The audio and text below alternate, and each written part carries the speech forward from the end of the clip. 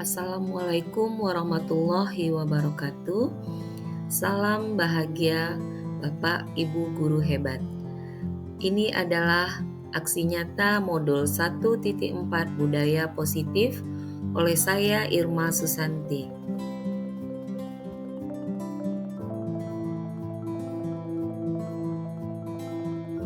Di mana latar belakang kegiatan ini adalah masih menyeluruhnya pemahaman rekan-rekan guru tentang penerapan konsep inti budaya positif seperti perubahan paradigma, belajar disiplin positif, kebutuhan dasar manusia, posisi kontrol, guru, keyakinan kelas, dan segitiga restitusi. Jika seluruh konsep inti tersebut dipahami oleh seluruh warga sekolah, maka akan tercipta budaya positif yang baik di lingkungan sekolah. Murid tidak suka peraturan karena selama ini ketika mereka melakukan pelanggaran, maka akan mendapat hukuman dan cenderung membuat mereka malu dan merasa tertekan. Tujuan aksi nyata budaya positif ini untuk menumbuhkan budaya positif di sekolah dengan meyakini nilai-nilai kebajikan universal serta meningkatkan pengetahuan dan pemahaman tentang budaya positif. Menciptakan murid yang merdeka dan disiplin diri yang kuat serta terbentuknya motivasi intrinsik pada murid dengan pembuatan keyakinan kelas. Langkah-langkah tindakan yang akan saya lakukan menghadap kepala sekolah untuk menjelaskan pentingnya penanaman budaya positif dan keyakinan kelas di sekolah, serta meminta izin untuk mendiseminasikan bersama rekan guru. Mengumpulkan rekan guru untuk melakukan diskriminasi, pemahaman budaya positif, keyakinan kelas, dan segitiga restitusi. Berkoordinasi dan berkolaborasi dengan guru kelas untuk membuat keyakinan kelas masing-masing, memantau refleksi, dan mengevaluasi keyakinan kelas yang telah dibuat. Kegiatan ini memerlukan dukungan dari semua warga sekolah. Dukungan yang dibutuhkan, dukungan dari kepala sekolah, rekan guru, serta murid, agar tindakan yang telah disusun dapat dilakukan secara lancar dan menyeluruh. Orang tua untuk menumbuhkan budaya positif di rumah, sarana dan prasarana untuk menumbuhkan budaya positif di sekolah. Inilah kegiatan diseminasi kepada rekan guru di SDN 06 Luhaknan Duo, Kabupaten Pasaman Barat oleh saya, CGP Angkatan 11, Irma Susanti, dalam penerapan penjelasan budaya positif di sekolah saya. Warahmatullahi wabarakatuh. Waalaikumsalam warahmatullahi wabarakatuh. Baiklah Bapak Ibu, di sini saya meminta waktunya Bapak Ibu sebentar untuk saya menjelaskan kegiatan yang telah kami pelajari di guru penggerak angkatan 11 ini, yaitu konsep budaya positif. Sebelumnya saya ucapkan terima kasih atas kehadiran atau waktu yang telah Bapak Ibu, Ibu Kepala, dan Bapak Ibu guru sekolah, guru kelas ataupun guru bidang studi yang telah menyempatkan hadir di siang ini untuk mendengarkan sedikit penjelasan dari saya tentang yang saya pelajari selama 2 bulan ini di CGP ini. Nah, di sini materi yang akan saya jelaskan adalah budaya positif, di mana budaya positif ini memang sangat penting kita adakan, kita lakukan di sekolah, apalagi kita sebagai seorang guru yang akan mendidik anak-anak kita menjadi anak-anak yang berkarakter sesuai dengan kurikulum kita, belajar profil pelajar Pancasila. Di sini konsep budaya positifnya yaitu perubahan paradigma belajar, disiplin positif, nilai kebajikan, kebudayaan, kebutuhan dasar manusia, motivasi perilaku manusia, posisi kontrol guru, keyakinan kelas, segitiga restitusi. Ini kayaknya untuk paradigma baru semua kita sudah tahu yaitu profil pelajar Pancasila apa saja kita sudah paham karena kita sudah melaksanakan di sekolah ini kurikulum merdeka sebelumnya. Saya lanjut saja, di sini adalah miskonsepsi tentang teori kontrol, ilusi guru mengontrol murid, ilusi bahwa kritik akan pembuatan rasa bersalah mampu menguatkan karakter, ilusi bahwa semua penguatan positif, efektif, dan bermanfaat, ilusi bahwa orang yang dewasa berhak memaksa. Kita lanjut, mengubah paradigma stimulus respon ke pendekatan teori kontrol. Ini stimulus respon sama teori kontrol kita tidak bahas panjang lebar karena di sini semuanya kita sudah tahu, yaitu stimulus respon kebutuhan kita, semua orang melihat hal yang sama, itu udah biasa kita lakukan.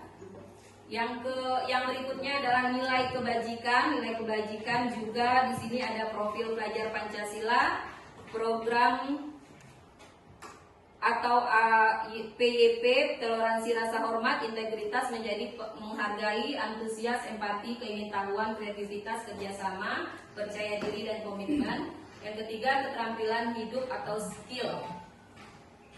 Kebutuhan dasar manusia, kita lanjut.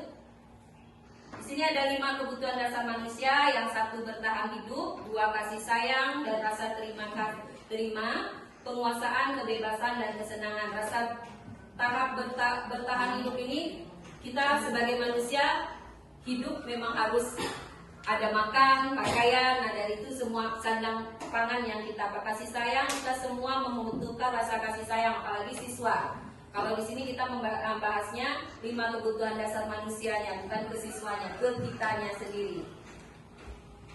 Motivasi perilaku manusia untuk menghindari ketidaknyamanan atau hukuman, untuk mendapat imbalan penghargaan dari orang lain, untuk menjadi orang yang mereka inginkan dan menghargai diri sendiri dengan nilai-nilai yang mereka percaya. Oke, apa saja 5 hukuman ini? Oke, hukuman, konsekuen, restitusi. Nah, ini hukuman mungkin sering kita dengar di sekolah ya, yang mungkin biasanya guru-guru, bukan kita tidak menyalahkan, tidak, mungkin karena kita kurang tahunya ilmu itu tadi. Nah, tapi setelah kita nanti dikasih penjelasan mengenai hukuman ini, semoga kita kedepannya tidak akan memberi anak hukuman, tapi yang akan kita lakukan ke anak adalah konsekuensi. Konsekuensi ini bagaimana kita menumbuhkannya, kita mengajak sama siswa bagaimana apa yang mereka mau lakukan dengan kesalahan mereka. Lanjut, 5 posisi kontrol, yaitu penghukum, pembuat rasa bersalah, teman, manajer, pemantau. Nah, di sini seperti yang telah dijelaskan tadi, sebaiknya posisi kita itu tidak mungkin kita langsung ke posisi manajer, karena posisi manajer itu memang sangat berat.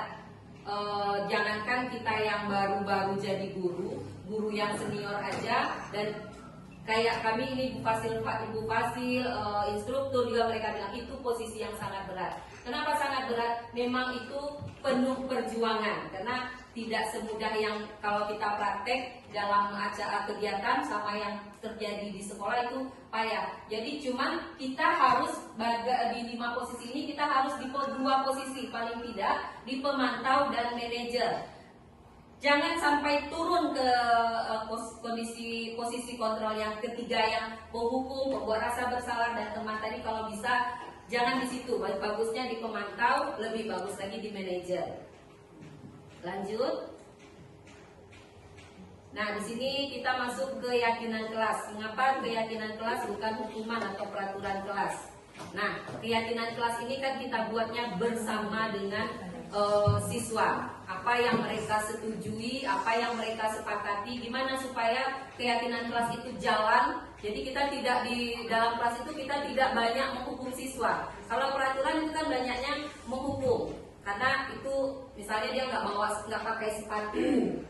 pakai sepatu hitam atau apa. Nah, kita buat keyakinan kelas yang kita buat itu kita sepakati sama siswa. Nah, kita di kelas ini keyakinan kelas apa yang ingin anak ibu supaya kelas kita ini tetap bersih, terus supaya belajar kita ini tetap tertib, nyaman. Nah, kita buat kesepakatannya sama siswa bagaimana membuatnya itu kalau tergantung tingkatan kelas kita. Nah, kalau siswanya kelas 1, kelas 2 itu bisa kita pakai kalau misalnya dia belum bisa menuliskan surat atau apa, kita bisa pakai gambar. Bisa pakai nanti gambar itu mereka yang melihat mana keyakinan yang mau mereka lakukan. Nah, mereka tempel nanti gimana setujunya, kalau sepakat dengan yang ini silahkan anak ibu buat namanya. Nanti kita tempelkan di dinding kelas. Nah, kalau untuk kelas tinggi 3, 4, 5, 6 itu kan sudah bisa. Nah, kita bisa pakai papan karton yang mau ditempel-tempel siswa, mana kesepakatan. Nah, setelah kita bersama melakukan kesepakatan tadi, nah untuk menjadikan semua keyakinan kelas itu kita tanyakan sama siswa tadi, bisa ini yang kita lakukan ini kan kesepakatan bersama, peraturan yang kamu pilih. Nah, konsekuensi apa jika anak-anak ibu melanggar? Nah, kita tanya lagi ke mereka. Jadi kalau udah mereka yang melakukannya, misalnya kami melanggar bu, misalnya nggak bersihin kelas, nah konsekuensinya apa? Mereka yang kita tanya, jangan kita yang menghukum mereka. Nah, dari konsekuensi tadi, mereka kan merasa sadar. Kita menumbuhkan rasa dia gimana ya supaya aku tidak jadi anak yang selalu dibilang nakal, selalu dibilang ini nggak usah. Jadi itu yang mau kita hilangkan. Nah, pembentukan keyakinan kelas ini bersifat abstrak, berupa pernyataan universal, dibuat dalam pernyataan positif, pendek saja agar mudah diingat. Jadi nggak usah panjang-panjang tulisannya. Sesuai dengan kondisi kelas, melibatkan murid dalam membuat keyakinan kelas. Nah, itu tadi membuat keyakinan kelas. Nah, setelah keyakinan kelas tadi, baru kita lanjut ke segitiga restitusi. Di mana segitiga restitusi ini suatu proses dialog antara kita seorang guru dengan murid untuk menghasilkan siswa yang mandiri dan bertanggung jawab. Tujuannya yaitu untuk membantu siswa memperbaiki kesalahan mereka sehingga mereka dapat kembali ke kelompoknya dengan karakter yang lebih kuat. Segitiga restitusi ini merupakan salah satu cara untuk menerapkan disiplin positif di sekolah. Konsep ini menggabungkan ketegasan dengan penghargaan terhadap pertumbuhan pribadi dan kesejahteraan emosional. Nah, di sini kita akan mengajak untuk siswa ini berdialog, maksudnya berdialog. Kalau dia melakukan kesalahan, kita jangan judge dia, kamu, selalu kamu, dan selalu kamu. Kan kita sering begitu. Nah, itu sebenarnya mental mereka yang kena. Jadi di sini kita ajak mereka bersama untuk bercerita. Nah, kalau untuk bercerita menyelesaikan masalah, usahakan jangan di depan temannya dan hanya kita berdua. Nah, kita selesaikan hanya berdua. Jangan di depan teman kita tanya, kenapa kamu melakukan ini? Pasti dia punya maksud, kenapa ya saya terlambat? Dan pasti ada yang disampaikannya nanti. Segitiga restitusi ini ada 3, yaitu menstabilkan identitas, menanyakan validasi kebutuhan, dan menanyakan keyakinan kelas.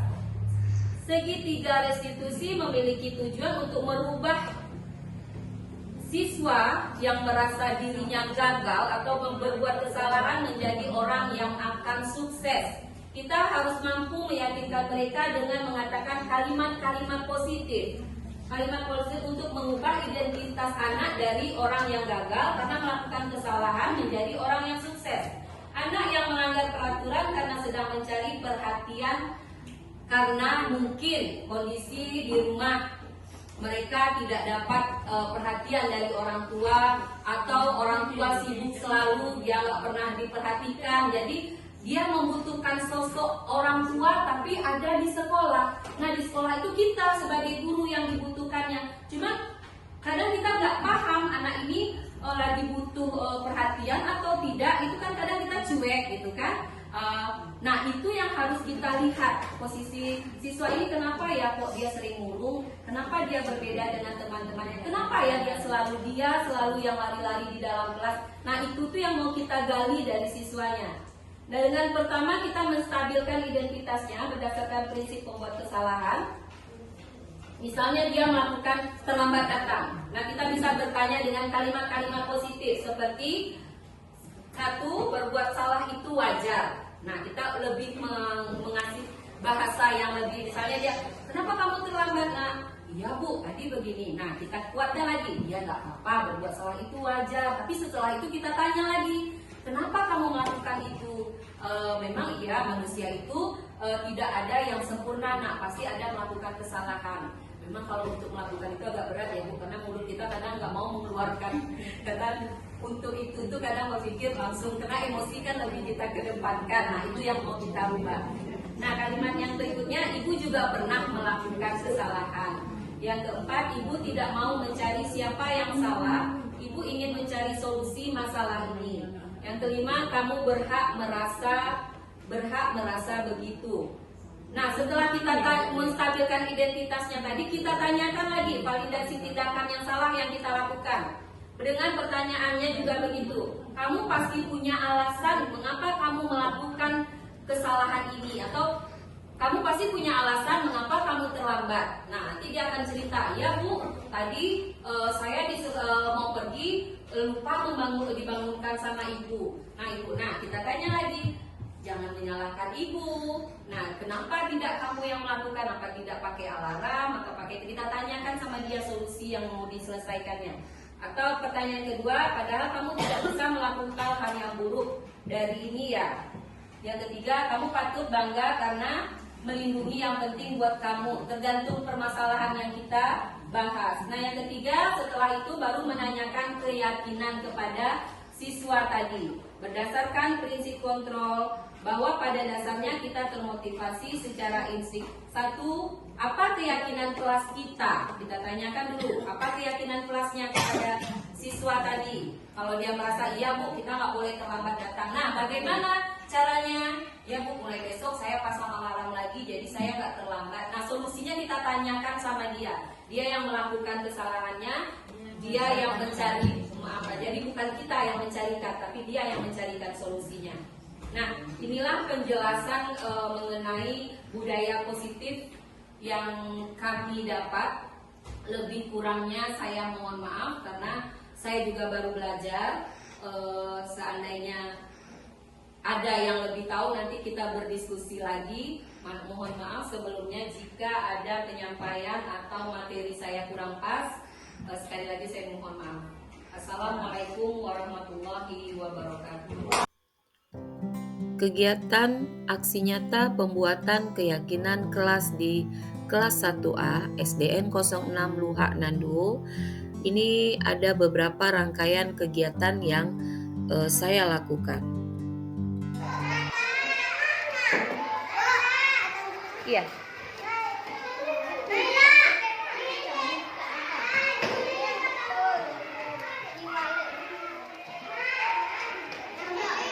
Lihat gambarnya ya.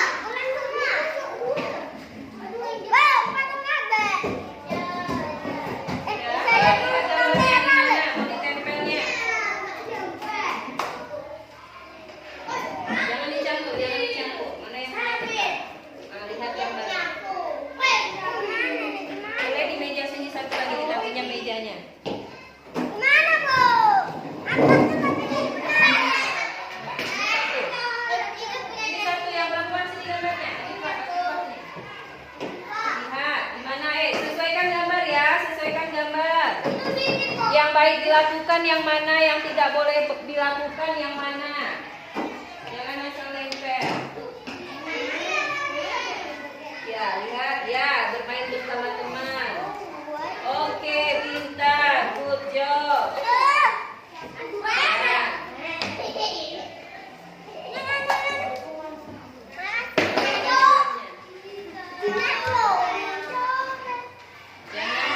banyak lemnya, jangan pergi.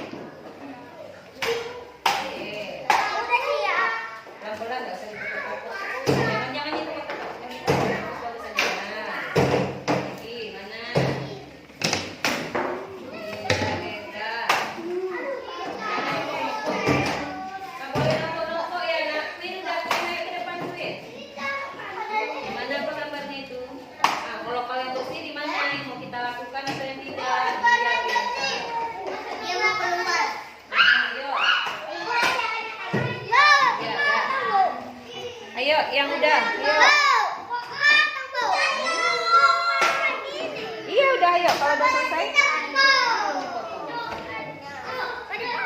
Iyalah.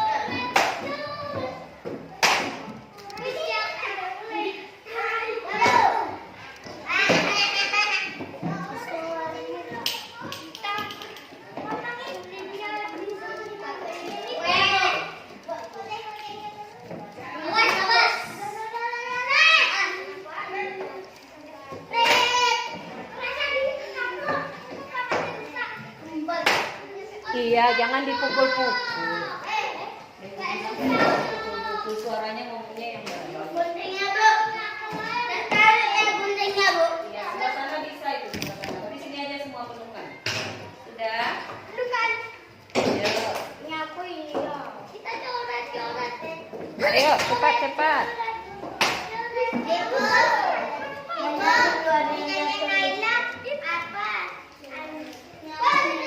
Jangan banyak-banyak lemnya. Ya, tempel lah.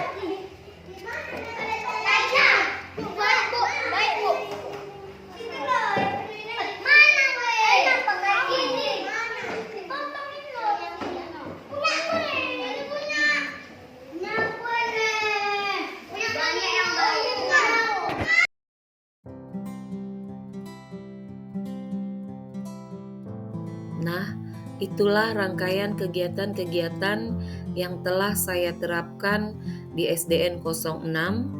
Semoga teman-teman yang menonton terinspirasi atau video ini bermanfaat buat kita semua. Terima kasih sudah menonton. Salam dan bahagia buat Bapak Ibu guru hebat.